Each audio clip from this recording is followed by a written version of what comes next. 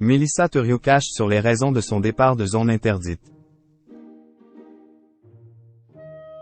Loin des caméras de M6, Mélissa Thuriot se sent pousser des ailes.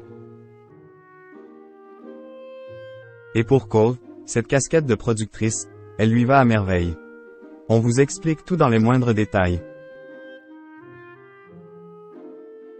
Mélissa Thuriot, à tel point que de l'avis de ses proches et de ses anciens collaborateurs, ça frise l'obsession. Lassée par les critiques, elle enfile sa casquette de chef d'entreprise en 2008. Maintenant qu'elle s'autoproduit, elle n'a plus de compte à rendre à personne. Le moins que l'on puisse dire, c'est qu'elle a eu raison de s'accrocher à sa bonne étoile. Avec le succès ainsi que la reconnaissance de ses pairs, la confiance grandit et les idées s'enchaînent. Dire que Mélissa Thuriot est une femme engagée est un euphémisme. Lassée par les rumeurs et les critiques, elle déballe tout. La double peine de Mélissa Thuriot. Après une décennie de bons et loyaux services, Mélissa Thuriot jette l'éponge. Au début, les cadres de M6 ne la prennent pas au sérieux. Enceinte de sa princesse Lila, ils mettent ça sur le compte de l'anxiété de la grossesse.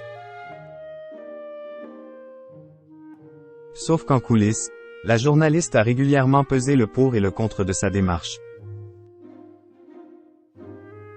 Têtue comme une mule, ne voulant catégoriquement pas revenir sur sa décision, elle refuse aussi la proposition alléchante.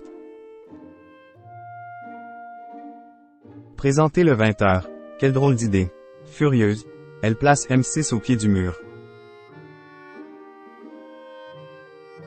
Forcée de lui trouver une remplaçante en urgence, cette dernière va beaucoup de pression sur les épaules. Égaler la femme de Jamel Debbouze, ce n'est pas donné à tout le monde. Avec le recul, Mélissa Thuriot estime qu'elle tournait en rond.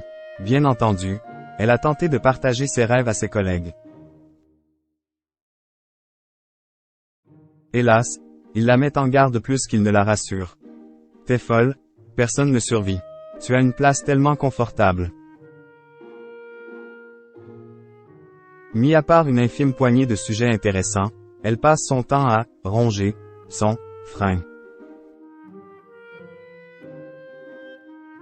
D'ailleurs, son chéri Jamel ressent le même besoin de changement. S'incrossent sur ce sujet, mais chacun dans leur domaine de prédilection, ils vont s'épauler mutuellement. Quand elle se souvient de l'élaboration de ce documentaire, Mélissa Thuriot en a encore la chair de poule. Je voulais absolument aller à Gaza, filmer cette population formée à 80% de jeunes enfermés dans ce tout petit territoire. Malgré le danger que cela représente, elle passe des nuits entières à peaufiner son projet. Un constat fracassant. De son propre aveu, cette expérience lui a beaucoup appris.